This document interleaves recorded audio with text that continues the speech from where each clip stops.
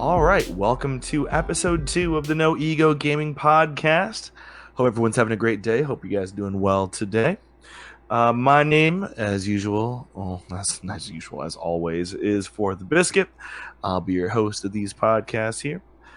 Today we have our second of the No Ego owners. The second one, our CCO, the content, what is it, the head content officer. I'm sorry, my brain just had to shut down on that one. Sorry. Anyway, it's proven. What's up, man? How you doing? I'm doing good, Biscuit. It's We're off to a great start. off to it. I mean, I think it's chief content operator. Thank you. I don't know why I couldn't get the words. You know, out there. it's a tough one. It's a tough one. No, it's I have it. So not even joking. I have it written down in front of me. It's on my sheet, written in front of me, like the title literally spelled out. And I decided to, you know what? Let's wing it. Let's just wing it and see what happens. Oh my gosh. Well, thank you for being here, Proven. Appreciate it. How you doing today? How's everything going? Great. You know, it was a chill day. Dope. So real quick, not only is Proven, he's our chief content officer. He's also the producer of this podcast here as well. Definitely want to give him a shout out on that. So it's something that Proven and I have been kind of spitballing and trying to get going for a while. So just kind of getting things off real quick. So we spoke to Search the first episode, just to ask you too. What made you want to sign on to No Ego to start it up and get it going with us? It's kind of the same thing a little bit as Justin. The community was a huge thing for me. I've been dabbling in editing and trying to be a content creator for a while, but I've learned that the collaboration with other people and just doing things with other people is more appealing to me than even doing things for myself. That was one of my big moves into No Ego, was the fact that I wanted to do more than just stuff for myself, do things for other people. And I was already working with Justin with another org, and we just kind of moved it on to our own thing, because views get different, but I'm glad we started our own thing, because it's definitely been a passion of mine. No, for sure. And just kind of to recap, I know we spoke about with Justin, but how do you and Justin meet? Me and Justin actually have a long history. I think it was 2008, I want to say, that we actually met, and it was online playing Halo with a couple of our other buddies, and we ended up linking up and just really kicking it off, and we became best friends. I mean, and the rest, the rest is just there. I literally, I don't think I would be in this scene without him, without that push of him going competitive and understanding what content creation was, and etc. No, definitely, for sure. I mean, just from what it sounds like, you guys have to go back with the Halo community and everything, and meeting there. And I know we got his take on it, but what was kind of your take in terms of you kind of getting into that competitive community there? Kind of a long story, short story. We were I don't even remember where it actually started, but we were just playing custom games, I think. And then the whole conversation came up between me and him about the BR versus the AR and H3. I just thought that the AR was better. I didn't understand competitive or anything like that. And he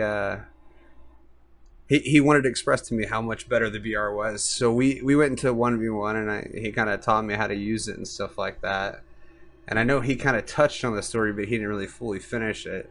After that, we pulled one of his competitive buddies in there on a H3 Guardian match. And me and him did a little 1v1.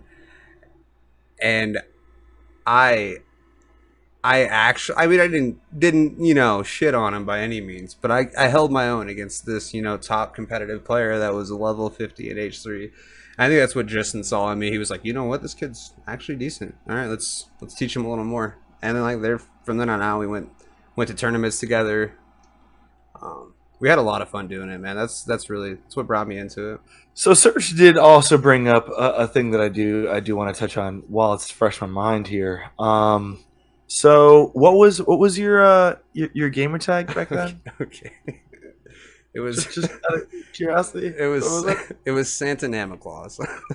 And then I'm sorry. Yeah. Yeah, go ahead, get it. It's okay, get it out. Get it out. I'm getting it's ooh, it's so So silly I but can't perfect. I So, can't yeah, what's the story behind that? I can't even take credit for it. So what brought man, I should have touched on this, I guess. What brought me into Halo in the first place? I didn't own a 360 or a PlayStation. My family just didn't have the luxury of having the money to get me one. But my buddies did, and we would always go over to their houses and do like LAN parties of like shoddy snipes in Halo 2. And then when Halo 3 came out, my buddy got a 360. We kind of played a little bit of course split screener at his house, but he got a PS3, and then his 360 just sat there, and I was like, "Yo, can I borrow it?" And I literally just never gave it back. Like, I mean, this is one of my best friends, and pretty much he just gave it to me. He never asked for it back, and that's really what started the whole Halo Online thing for me in the first place. Okay, so where'd the name come from? Oh snap! Wow, the name, the name. So one of our other buddies, Richard. It was Suman and Richard that we used to play with. His name that he used to use always was Santa Claus. And when I was going to online, I couldn't think of a name.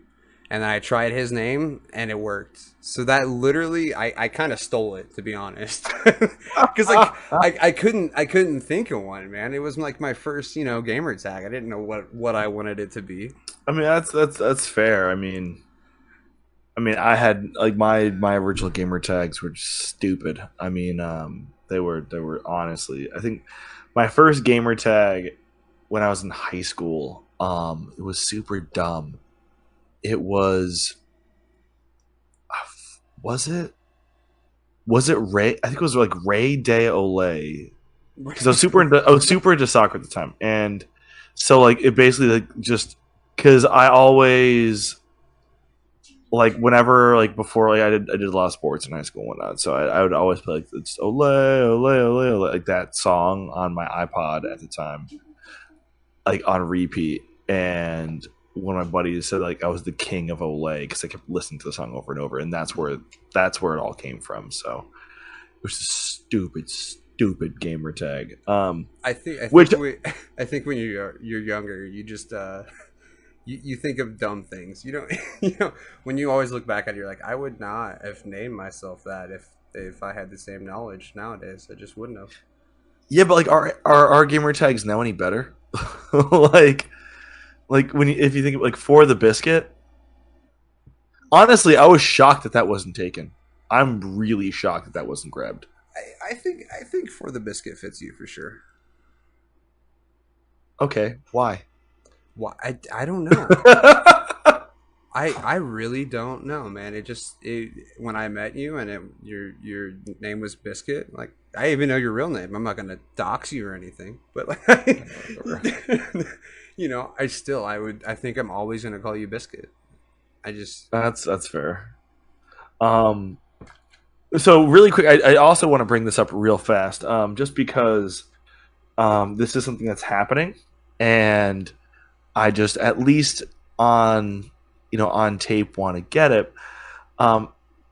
So speaking of competitive play, Pruitt and I have a bit of a challenge for each other after the podcast. You're gonna bring this up right now. Oh, I'm definitely bringing it up. I will fully admit that when it comes to certain games, I'm a bit of a shit talker. I'll fully admit this. So we're gonna be 1v1ing like a 1v1 gunfight in Call of Duty after this. Just because I will admit I won't stop. I won't shut the hell up. Since you're bringing it up in the podcast, we have to record it in OBS, and I'm uploading. Yeah, go ahead. It's got to be uploaded now. It doesn't matter who the winner is. No, absolutely not. It definitely has to be added in. This is the No Ego podcast. Remember, guys. how did this how did this happen? To like, how did that even begin? It was because when we were playing, it was me, you, and Nax playing Warzone is how it started. I think, right? Yeah. And you know how Nax is. Yep. And that's what started it all. But really, what sparked this was I got a text for Biscuit, and the last words he said were, "By the way, just wanted to remind you, I'm better at gunfight than you. Okay, thanks, bye." For, that is not even a joke. That is actually the legitimate tag. I think it was the first half of the text was, "Hey, when are we going to record the podcast?" The second half of the text was, "By the way." Oh my god. It's I'm sorry. It was, and that spawned from like the other day when we were playing Call of Duty 2, and because I think didn't Knox he wanted to 2v1 us, which no, okay. And here's my thing, since we're going to touch on this too. Anyone that ever wants to say let's 2v1, you're just afraid of losing a 1v1. Like anybody, because like in my opinion, 2 targets are easier to kill than 1, or at least you're gonna still kill 1 and go, well, if there wasn't 2 of you. Yeah. Wait, hold on. Well, and then it continued because you kept mentioning the fact that whenever you and I are in a lobby together, you always fry and I'm always second place. Oh, who, me? Oh yeah, dude, I'm always top. You know what? Warzone Wednesday is tomorrow as well. That is true. That is very true. I'm hoping. I'm. Anyways. But that's neither here nor there. We will settle that later. I just wanted to at least bring that one up real quick, just for the fun, the hilarity of it. By all means. I'm sorry. Get it out. Yeah. Being our chief content creator and whatnot, what, if lack of a better term, what do you do? What are you focused on in the org? Like, what do you, what do you look for? My main focus is, obviously content creation. It's something that I've been very passionate about it for a long time, and just being able to help anybody out with editing or making videos together and just combining our ideas and stuff like that. Like that's what it's all about. In my opinion, it's really super hard to start something yourself, but when you get a good team behind you and whatnot, you can flourish. And that's what really my main focus is trying to get everyone's ideas, trying to get everyone's input. What do you guys think would be good? What can we do inside a stream that's good? What can we do outside a stream that's good as well? I want to make sure we're highlighting all of our streamers, content, stream team, even our members.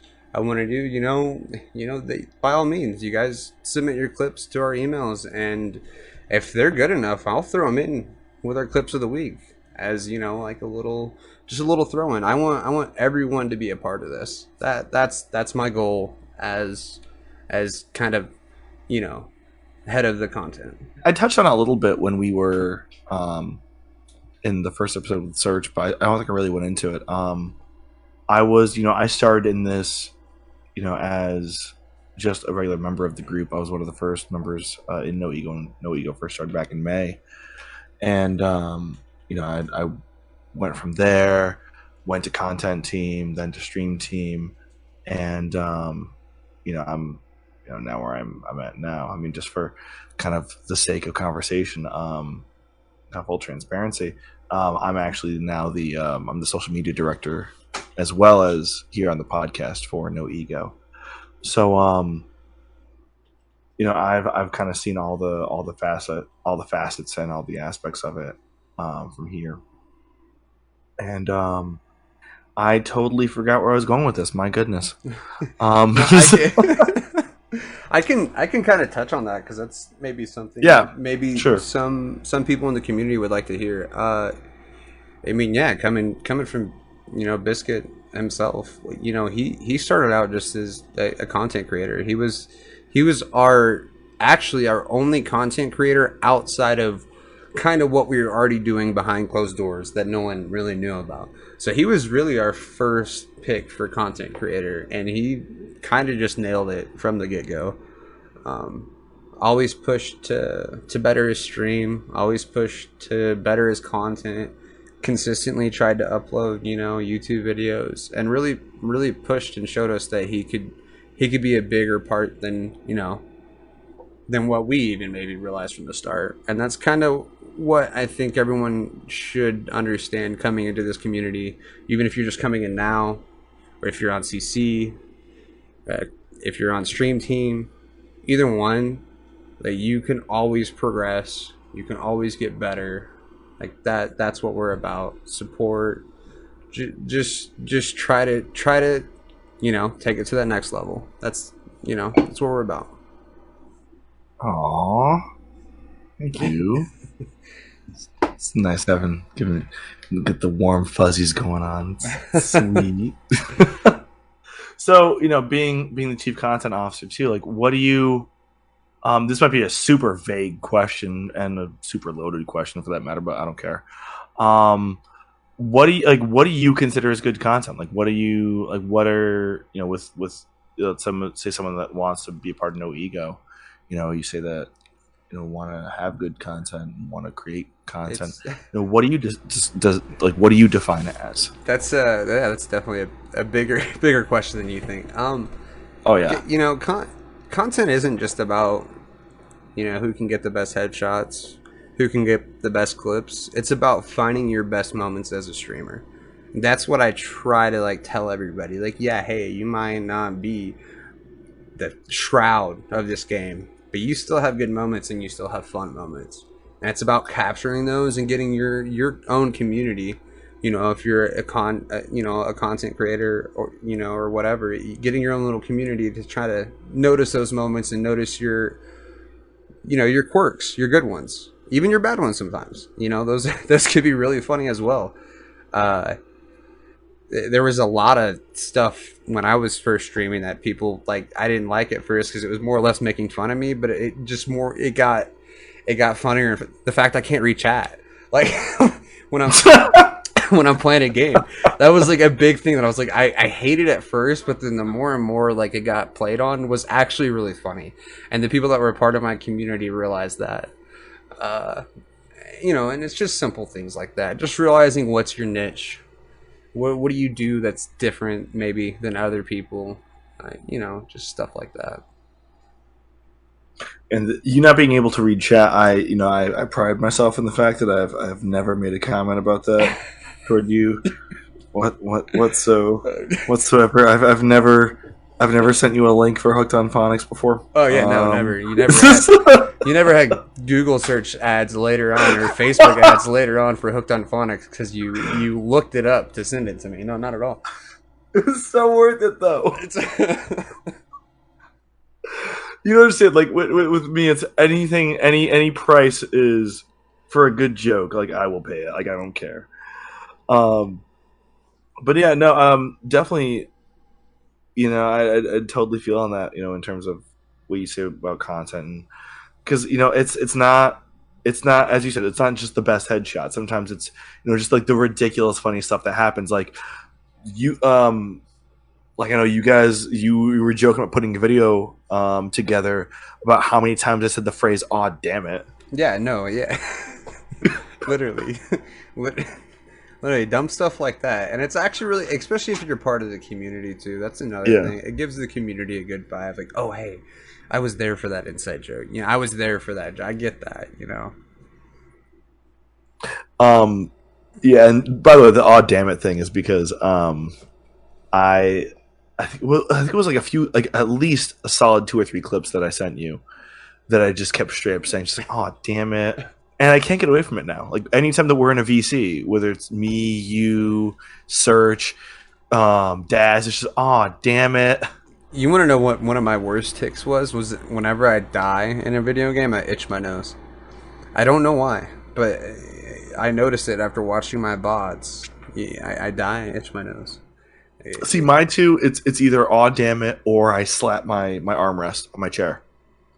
It's always one of those two. It's either I'm "aw damn it" or every single time. You don't get on Matt or Justin level of rage. Oh, well, I usually cut my stream before that happens. No, I'm just kidding. I'm just kidding. There have been times where I've had to all right, I'll end stream early and just turn my stream off and just lie on my floor, like lie on the floor in my office or in my bedroom or wherever I am at that time, and just like lie there. I'm like, all right, we need to calm down now. That being said, just because I know you also came from the competitive gaming community, the competitive gaming world, along with search as well and whatnot. I know you've gotten a lot further into the editing side of things.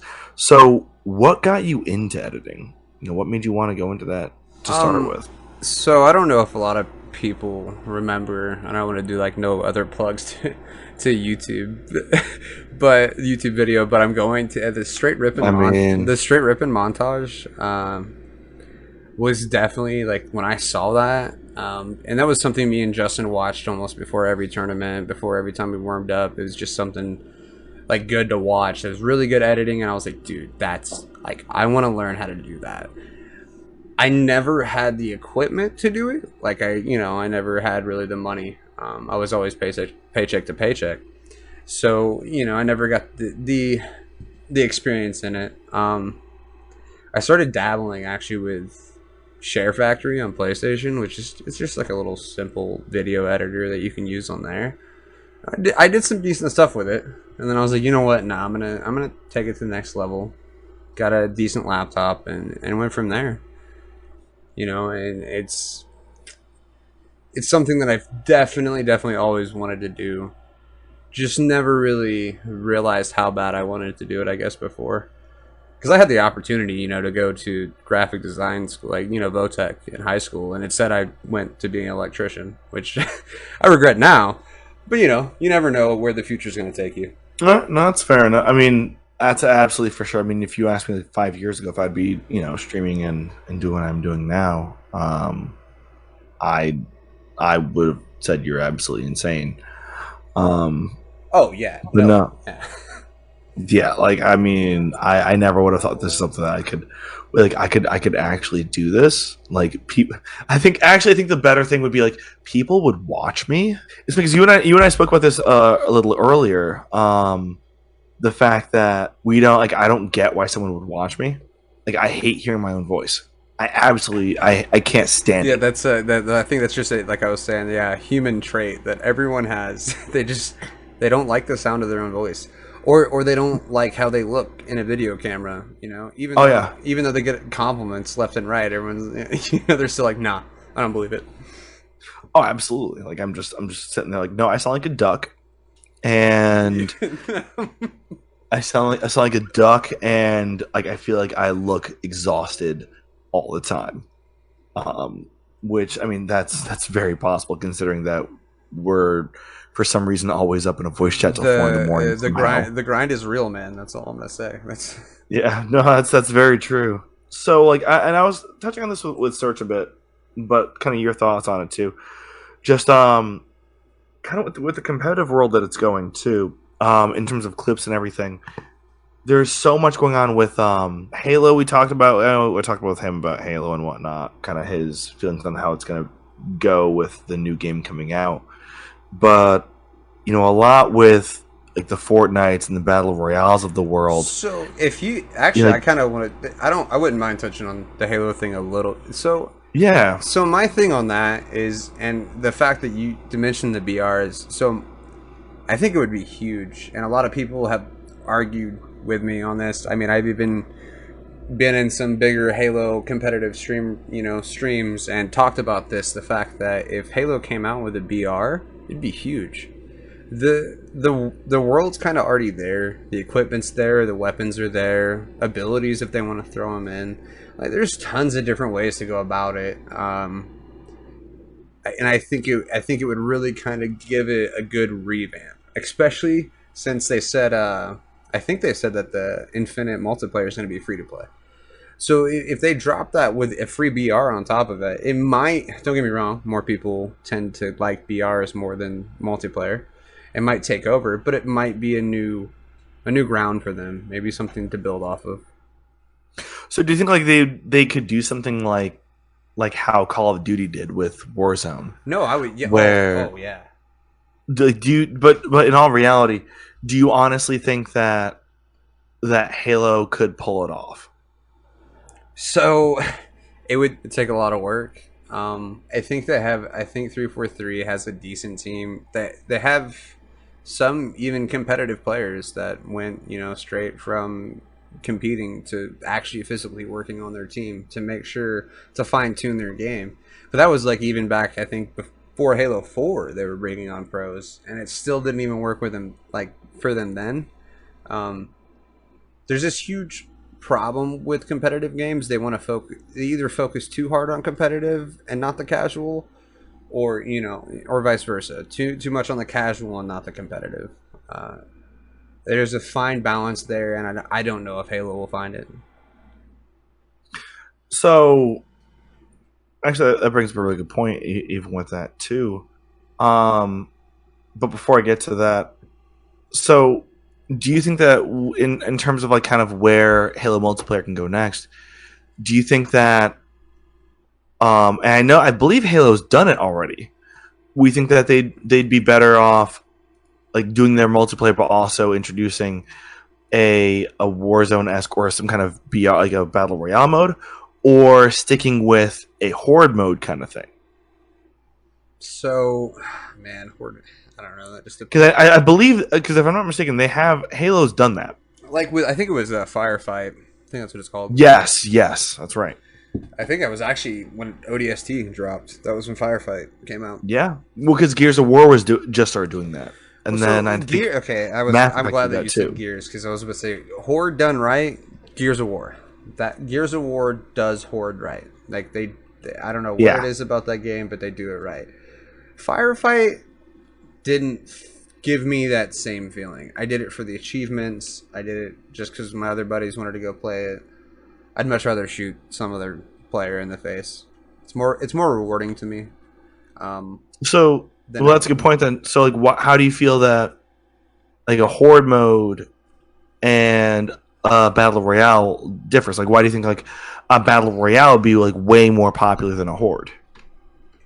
player versus player interaction. Yeah, no, that's true. But Yeah, it creates a different, even if you're not that great, right? And you kill another player, you're like, I just killed that other player. Like, that was another person that killed him. And I think this is you guys kind of touched on this a little bit with Justin's podcast, but like, so with like skill-based matchmaking, I think skill-based matchmaking kind of ruined games in a sense. You don't you get matched up with these players that are the same as you, right? So you're not really mm-hmm. learning from your mistakes too much. What made me better back in the day about Halo was getting in a match with Justin and learning how to use these better weapons and learning how to strafe and learning call outs and learning all this stuff. That's the progression that you take. And sure, there's a huge TikTok that blew up about gamers are too competitive nowadays. It's not true at all, man. That's where it was. That's what gaming is, and it's what it is at its core. Yeah, sure, it's fun at the beginning, but if you're not, like, really trying to learn or progress, like, I don't know. I just don't see, at least in my opinion, having so much fun. So like having a separation between um the competitive, like kind of the competitive mode and a casual mode. Um, do you think like do you think, let me rephrase this question. Do you think that there should be skill based matchmaking in just a competitive mode in a game, or do you think that like that should be relegated to both a competitive as well as a casual point? Or I know this is kind of like another point. If casual should just be like everyone in one giant pool and there be no skill based matchmaking in that, and then in a competitive mode there definitely should be some level of it. No, that's 100% what I think should happen. In a casual, there shouldn't be any skill-based matchmaking. One, it limits some creators on getting good content out because, no offense to anybody, but when you're playing against a bunch of people that kind of don't know what they're doing, you can get some good clips and get some good stuff because you're a little bit better. And that's the reward for being better at the game, right? You get that reward because you are better, because you put in more time, because you did, etc. Whereas I disagree with that point. Like, casual should be casual. No skill based matchmaking whatsoever. And ranked, totally different story. It should be really, really fine tuned skill based matchmaking. Like, very, very fine tuned. Not only on your, like, KDA, not necessarily on your kills and deaths, but like your assists. If the game has abilities, how much input did you put in those abilities? I think Valorant's kind of touching on that a little bit, but it's still in the works, and it's still very, very flawed. So that's an interesting point because in that aspect, so like let's say we go back to like the casual side where someone who's at like a high ELO can go in there and just wreck a lobby, just absolutely demolish a lobby. Do you feel that that could potentially be demoralizing to people that are playing the game who are just getting into it, who maybe aren't at even remotely close to a competitive level? Yeah, I mean, it is. People with like Smurf accounts, for example. That's another big issue with the fact that, and that's why skill-based matchmaking is kind of getting put in place, is so that they can, even if you make a Smurf account, if you start frying kids right off the bat, they're gonna go, oh no, no, no, no, you're meant to be up here. I get it. I get it on trying to create a larger player base, but at the same time, it does kill the competitive integrity of a game. So it's kind of like you're damned if you do, damned if you don't. No, it really is. It's such a weird thing. And I'm not a game developer. I haven't spent years developing games, but I spent many years playing multiplayer, playing ranked, playing competitive, playing games just casual. I think it's also maybe more of a personal thing that maybe people should kind of understand. Yes, some games are meant to kind of just be more fun. Sure, there can be a competitive aspect to it, but just have a good time with it. Don't go too crazy. No, of course. I mean, Serge and I talked about like the toxicity side of it, but I mean that comes into play as well. Oh, much. Communities nowadays on ranked, it's when you get up to the higher echelon, it's if you're not performing, what are you even doing there? Pretty much, that's kind of the way people think about it.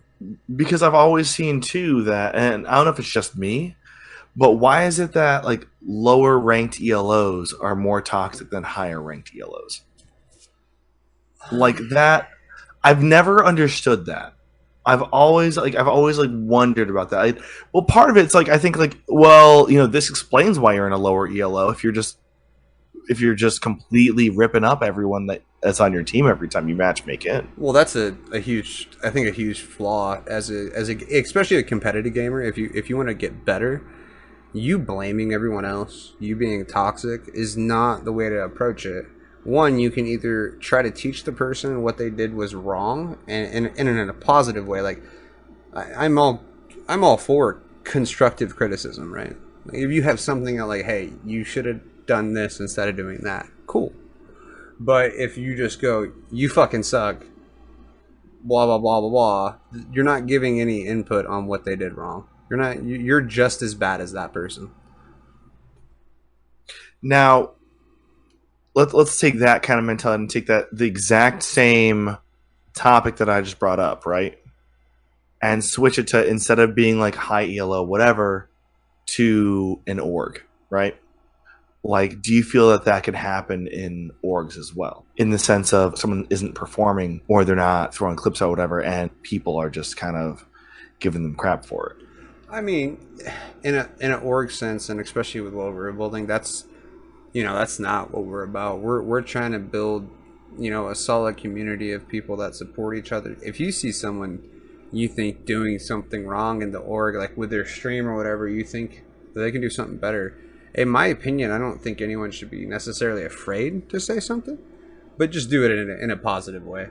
Positive reinforcement's the way to go, and constructive criticism is the way to go. You know me, Biscuit. I ask it for all my videos. Give out the constructive criticism. What do you guys think I could have done better? And it's about, if you accept those things, you will grow and you will get better. But it's the moment you block those things out and go, whatever, they don't know what they're talking about, blah blah blah. It's kind of, don't be ignorant. I guess. Oh yeah. I mean, I'm the same way with even with my work with the social media aspect. I mean, like you and I've had this conversation where our follower count's great. You're doing awesome. Like, nah, it's not okay. We're not good enough. It's not good enough yet. It's not. It needs to be higher. It needs to be higher.